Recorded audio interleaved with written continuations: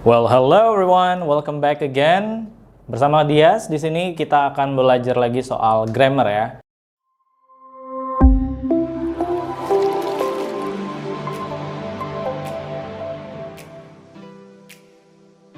Dan sebelum kita mulai videonya, saya mau bahas dulu tentang soal atau PR yang sudah saya kasih di konten sebelumnya. Ya, di konten sebelumnya kita sudah membahas tentang simple present. Dan kita akan melanjutkan lagi materi berikutnya, tapi kita bahas dulu PR yang sebelumnya ya. Langsung aja kita bahas jawaban dari soal dari PR sebelumnya. Nah, oke, jadi di soal pertama ada soal dia perempuan membuka pintu setiap pagi. Nah, karena dia menggunakan kata setiap pagi, berarti kita menggunakan every morning. So, she opens the door, opennya pakai S, every morning, setiap pagi. Jadi itu jawaban soal dari nomor 1. Soal yang kedua adalah membuat kalimat interrogatif atau pertanyaan dari kalimat I don't play basketball. Jawabannya adalah do I atau do you play basketball? Soal yang nomor ketiga adalah translate lagi. Dia laki-laki bekerja setiap hari. Jawabannya adalah he works every day. Jadi work-nya ditambahkan S karena subjeknya adalah he. Soal yang keempat, apakah ayahmu selalu mencuci mobilnya? Jawabannya adalah does your father always wash his car? Ya, jadi pakai does karena subjeknya adalah he atau your father. Ya, itu tadi adalah jawaban dari PR kita sebelumnya. Dan sekarang kita akan membahas ke tenses berikutnya, yaitu membahas simple past. Jadi kita akan membahas tentang simple past atau kebalikan dari simple present. Kalau simple present sebelumnya kita tahu itu menyatakan kegiatan rutinitas, tapi simple past di sini menyatakan yang sifatnya sudah lampau atau ya kejadiannya di waktu lampau. Alright, di sini sudah saya bagi menjadi dua, ada yang verbal atau non-verbal. Yang verbal menggunakan verb berarti ya, dan yang non-verbal berarti atau kita sebut juga kalimat nominal itu tidak menggunakan verb atau kata kerja ya teman-teman. Kita akan bahas langsung ke kalimat verbal. Jadi sebenarnya simple past ini dia lebih simple teman-teman, yaitu menggunakan verb 2 dan ada juga menggunakan did verb 1. Jadi ini pasangannya ya, did dengan verb 1 dan verb 2. Verb 2 sendiri itu akan dipakai hanya di kalimat positif. Oke, langsung saja ke contohnya. I went to Bali. Nah, jadi kata went di sini adalah bentuk verb 2 dari kata go. Nah, jadi kita menggunakan verb 2 di seluruh kalimat positif simple past. Ya, PR-nya adalah kalian harus tahu bermacam-macam verb 2 atau mulai dari regular verb yang menggunakan akhiran ed atau yang menggunakan kalimat atau menggunakan kata kerja yang tidak beraturan verb 2-nya kayak go jadi went atau nanti ada drink jadi drank gitu ya. Jadi I went to Bali.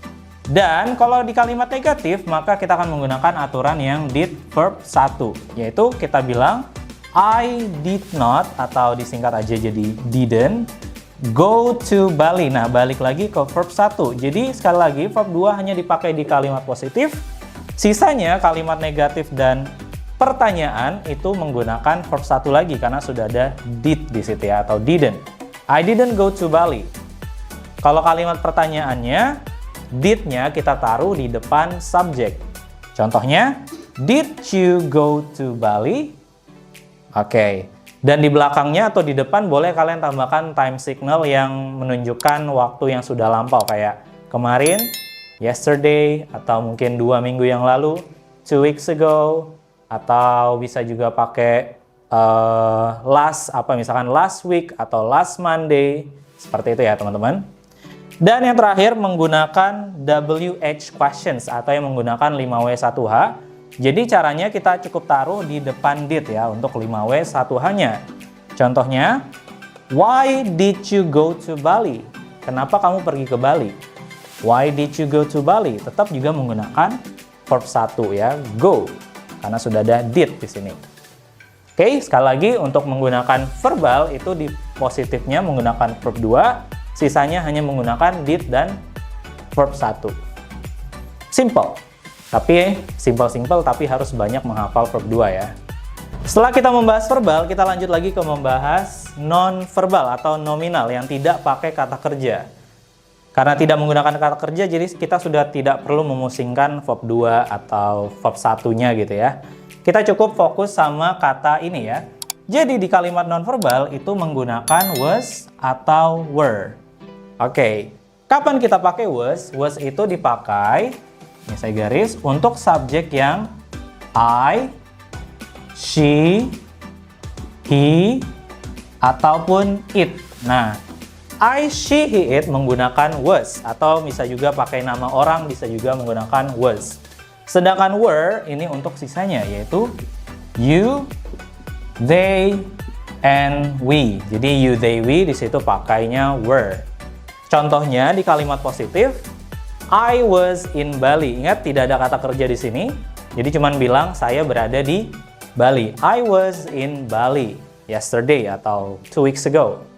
Kalau kalimat negatifnya, I was not in Bali. Atau kalau kalian singkat was not di sini jadi wasn't. Nah, kalian singkat aja kalau mau ngomong cepat ya. I wasn't in Bali 2 weeks ago. Kalau kalimat negatifnya juga sama kayak did tadi, dia ditaruh di depan. Was atau were-nya ditaruh di depan subjek. Jadi, were you in Bali? Apakah kamu di Bali kemarin, yesterday?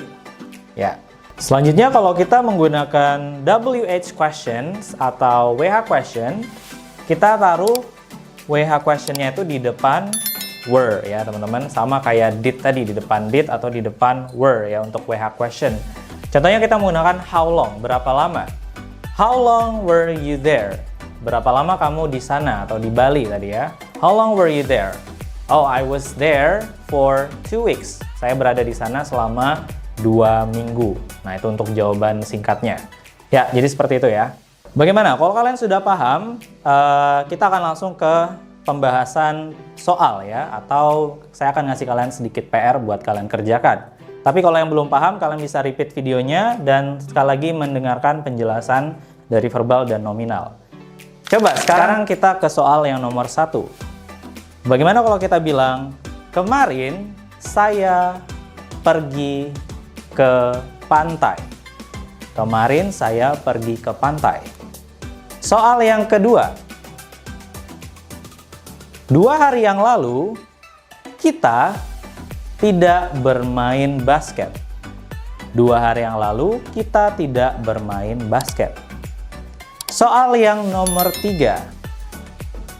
Apakah kamu membeli mobil baru 2 tahun yang lalu? Apakah kamu membeli mobil baru 2 tahun yang lalu? Dan soal yang terakhir, di mana kamu membeli mobil baru? Nah, itu dia soal yang bisa kalian kerjakan. Silahkan tulis di kolom komentar kalau yang sudah tahu jawabannya. Sekali lagi, kalian bisa mengulang video ini dan juga tonton juga video kita yang sebelumnya.